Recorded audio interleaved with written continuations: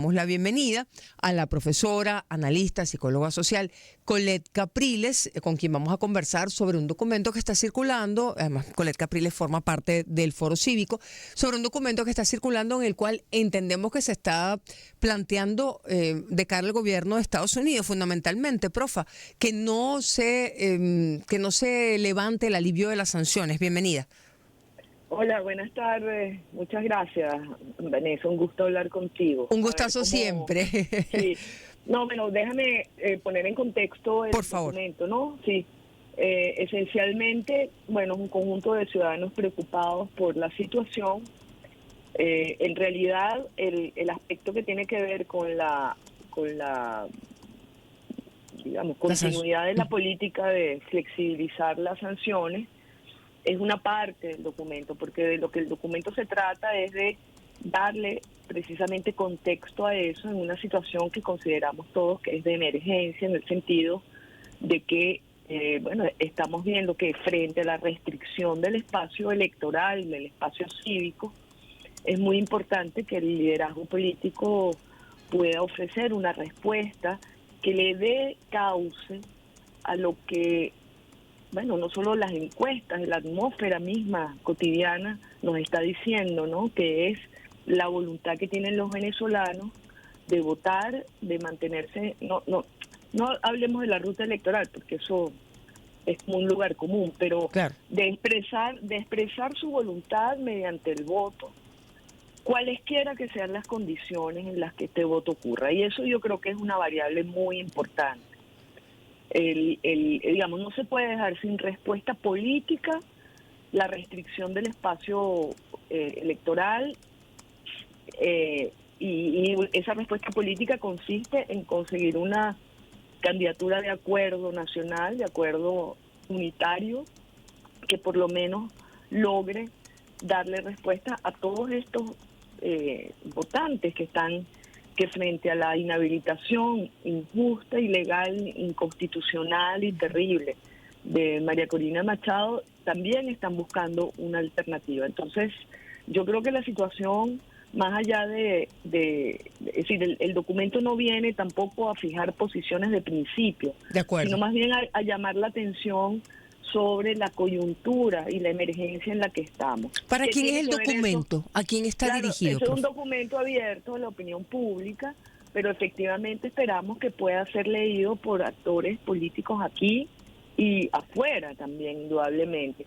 ¿Qué tiene que ver esto con la flexibilización de las sanciones? Vamos a volver de nuevo a lo concreto. Porque discutir en general o en abstracto de si las sanciones han sido buenas, malas, en fin, lo que es muy evidente es que el gobierno de Maduro ha podido vivir con sanciones y desarrollar incluso fortalezas gracias a las sanciones, de alguna manera, en la medida en que ha podido actuar con sus socios internacionales para mitigarlas, ¿no? Y para saltárselas, digamos, ¿no?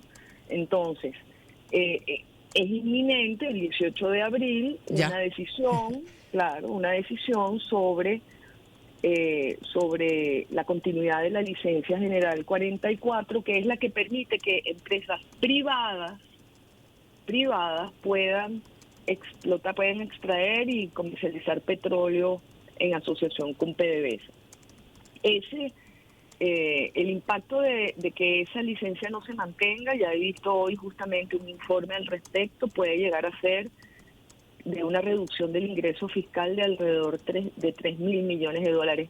Y uno dirá, bueno, está bien, el gobierno tiene 3.000 millones de dólares menos, pero es que cuando el gobierno tiene 3.000 millones de dólares menos, quienes pagan esa cuenta son los venezolanos. Particularmente en este caso lo que se anticipa es que al no poder tener ese ingreso fiscal, no se va a poder sostener la política cambiaria y por lo tanto vamos a tener nuevamente devaluaciones. Es lo que se estimaría, ¿no? Sí. Es lo que se estimaría, sí, que no se podría sostener. Exacto, no se podría sostener una política de estabilización monetaria o mínimamente. Bueno, quizás se pueda sostener, pero en todo caso tendría un impacto sobre la inflación que nos afecta a todos los venezolanos. Pero ese, en todo caso, es parte del problema.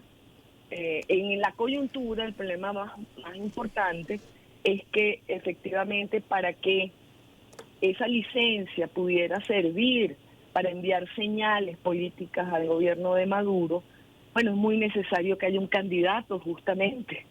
Es decir, el gran problema es que si la oposición no se puede poner de acuerdo en un candidato que como digo, pueda aglutinar toda esta fuerza electoral, pues vamos a tener el problema de que incluso Estados Unidos no tiene cómo fortalecer su posición de usar la licencia para que en verdad las elecciones puedan tener alguna mejoría en términos de sus condiciones políticas.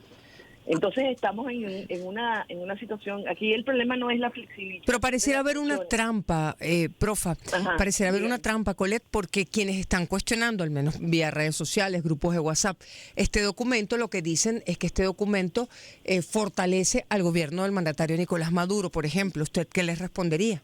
Pero ¿cómo lo va a fortalecer? ¿Acaso las sanciones no es lo que más fortalece al gobierno? O sea, ¿qué es o no es cierto? Es decir, el sistema de sanciones ha permitido que, en parte, no todas, porque es que además, de nuevo, hay diferentes tipos de sanciones, algunas causan ciertos efectos y otros. Pero el caso es que hasta ahora la reacción del gobierno de Maduro frente a las sanciones ha sido de usarlas como justificación para cerrar más el espacio político. Claro. Esa es la realidad política. O sea, que de no haberlas, ¿qué cree que sucedería? ¿Qué cosas se podrían precipitar? Es imposible que no las haya, es imposible que no las haya. La política de sanciones no se puede ni desmontar ni decidir a partir de una coyuntura, eso es una política general que tiene que ver además con negociaciones de otra naturaleza. Claro. No solamente las que se puedan llevar a cabo entre la plataforma unitaria del gobierno, sino también la relación bilateral entre Estados Unidos y el gobierno de Maduro, que es muy importante para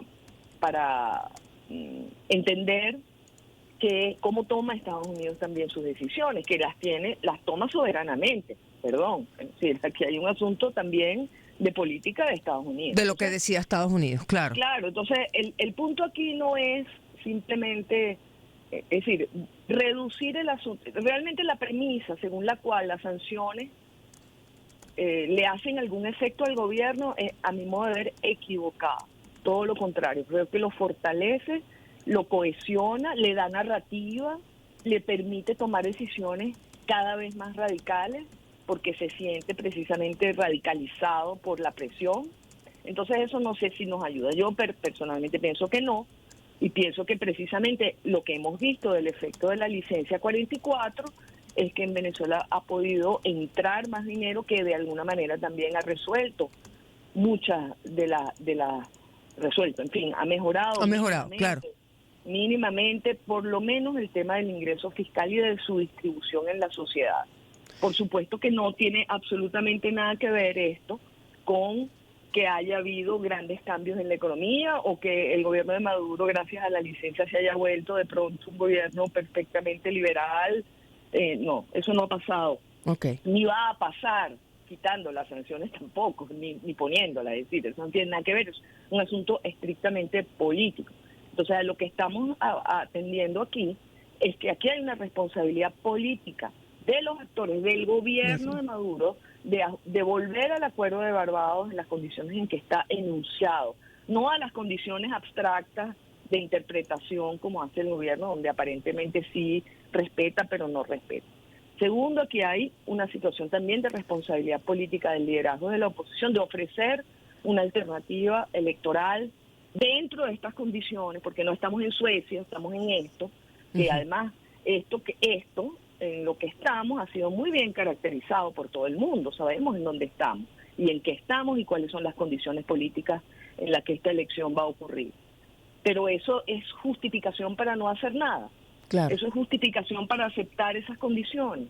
Eso es justificación para no tomar una decisión unitaria. Esa es básicamente la demanda de ese documento. Llamar la atención sobre el hecho de que hay responsabilidades políticas. Estamos todos esperando que el liderazgo pueda ofrecer una alternativa unitaria y que además se entienda que el problema de los venezolanos lo tenemos que resolver políticamente nosotros. Entre nosotros mismos. Entre nosotros, pero no por un tema, de nuevo, no es un tema nacionalista ni nada, es un tema práctico, político. Se nos termina el tiempo, profa. Sí.